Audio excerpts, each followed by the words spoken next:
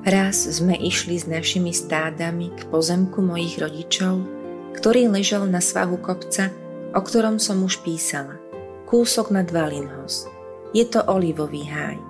Keď sme sa najedli, rozhodli sme sa, že sa pôjdeme pomodliť do jaskyne, ktorá ležala na druhej strane kopca. Išli sme teda okolo kopca, museli sme sa vyšplhať na niekoľko skál. Ovce sa cez ne dostali len s veľkou námahou. Keď sme tam dorazili, začali sme na kolenách s tvárou sklonenou k zemi opakovať modlitbu anjela.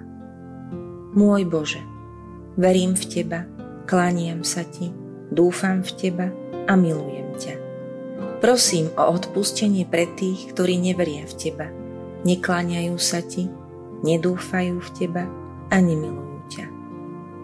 Neviem, koľkokrát sme túto modlitbu opakovali, keď sme nad sebou uvideli, ako sa rozžiarilo neznáme svetlo. Vstali sme, aby sme videli, čo sa deje, a zbadali sme anjela. V ľavej ruke držal kalich, nad ním sa vznášala hostia, z ktorej kvapkalo niekoľko kvapiek krvi do kalicha. Anjel nechal kalich vznášať sa vo vzduchu, kľakol si k nám a 3-krát s nami opakoval. Najsvätejšia Trojica, Otec, Syn a Duch Svätý, hlboko sa Ti klaniam a obetujem Ti najsvätejšie telo, krv, dušu a božstvo nášho Pána Ježiša Krista, prítomného vo všetkých svetostánkoch sveta, na odprosenie všetkých urážok, ktoré sa Ti dostávajú. Prosím ťa, obráť úbohých hriešnikov pre nekonečné zásluhy Jeho najsvätejšieho srdca a na orodovanie nepoškvrneného srdca Panny Márie.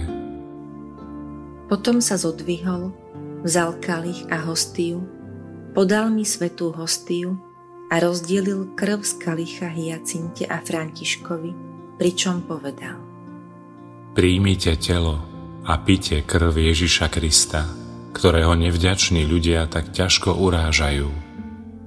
Robte pokánie za ich hriechy a tešte vášho Boha. Kľakol si znovu na zem a opakoval s nami ešte 3-krát modlitbu k Najsvätejšej Trojici a zmizol. Zostali sme nehybní a opakovali sme stále tie slová.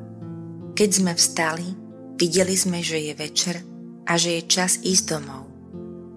Sila Božej prítomnosti bola taká intenzívna, že nás pohltila a takmer rozdrvila. Raz po niekoľkých dňoch od zjavenia, keď sme sa vrátili do normálu, František sa opýtal: Anjel ti dal sväté prijímanie, ale čo dal Hyacinte a mne? Bolo to tiež sväté prijímanie, povedala Hyacinta s nevyjadriteľnou radosťou. Nevidel si, že to bola krv, čo tiekla z hostie? Cítil som, že Boh bol v mojom vnútri, ale nevedel som ako. Potom, ľahnúci tvárou k zemi, František s Hyacintou zostali takto dlhý čas, opakujúc dookola modlitbu anjela k Najsvätejšej